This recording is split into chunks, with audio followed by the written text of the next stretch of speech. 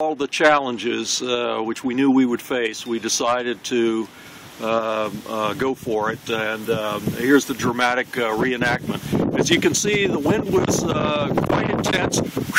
Well, you probably can hear the wind, but being buffeted by the wind, we headed off into the wilderness. As much as possible, we tried to go by local knowledge to ease the ordeal as much as possible. So we headed across the paver way, the stay off the grass paver ways. The bricks on either side helped to guide us. And then we ran into the first barrier. So what do we do here? Well, we looked to the north, and it looked like that maybe there was a pass between the two large barriers. So we went north, and sure enough, there was a passage. So we went through the narrow pass and saw, as the locals had reported, there'd be a large glacier ahead of us. And they suggested that we skirt along the south side of the glacier back to where the trash cans normally are stored, which is in this area here. So just imagine the trash cans here and all the problems that that would present. So knowing that the previous chore doer / explorer had failed in his mission, we decided to assess the situation and see what we could come up with that would lead to success. So we looked off to the north, and we saw that there was Mount Stack of Wood, and then a small iceberg that had broken off from a glacier to the north. And maybe that was the glacier to the north was possibly a problem, because the glacier to the south apparently is typically there, but since the last time the trash was taken out, due to plate tectonics and possibly global warming, we'll have to check with Al Gore on that, there was a new glacier to the north.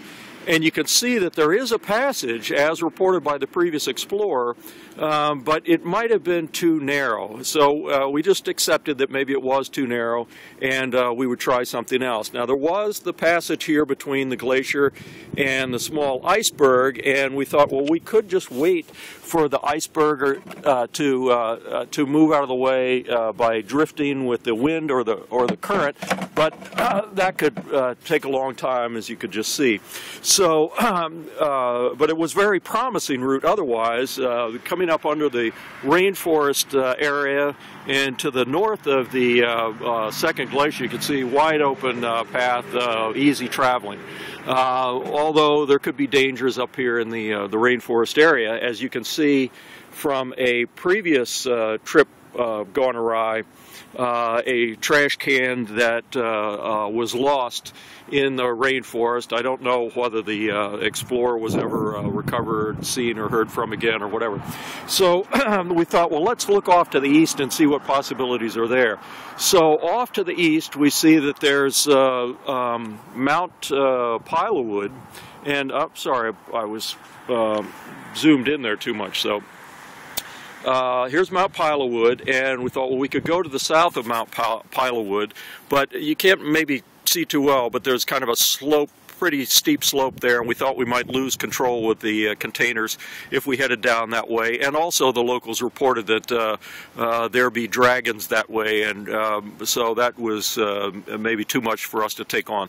So we headed back to where the trash cans were, and we looked for other options. And then it occurred to us, well, we got to the trash cans by traveling along the south side of the glacier. What if we went backtracked with the trash cans this time along the same route? So that seemed to be promising, and we tried it.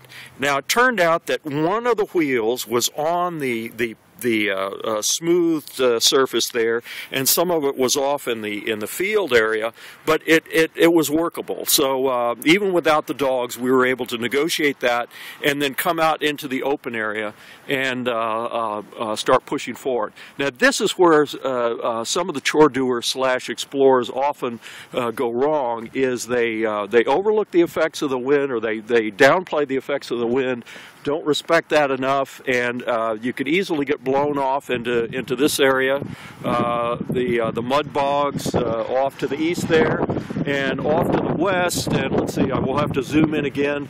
There's a possibility of getting pushed off into Lake Center Lawn. And so there's a danger there. So you want to respect the power of the environment, and then press along with your mission. So we headed up here, and there was a rise. We managed to climb it even without the dogs with the harness. Couldn't find the harness, if I didn't tell you already. And even with the danger of the cars whizzing by, we positioned the trash cans where they needed to be. And actually, they're empty now, so I'll pull them away from the road so they're not a hazard. Anyway, so that was pretty much it. And then you know, it's kind of smooth sailing back. You don't encounter any of the impediments that you get on the trek to the road. So if that was useful for future reference, I'll post this so you can have it as your guide in case you are bamboozled by a similar situation in the future.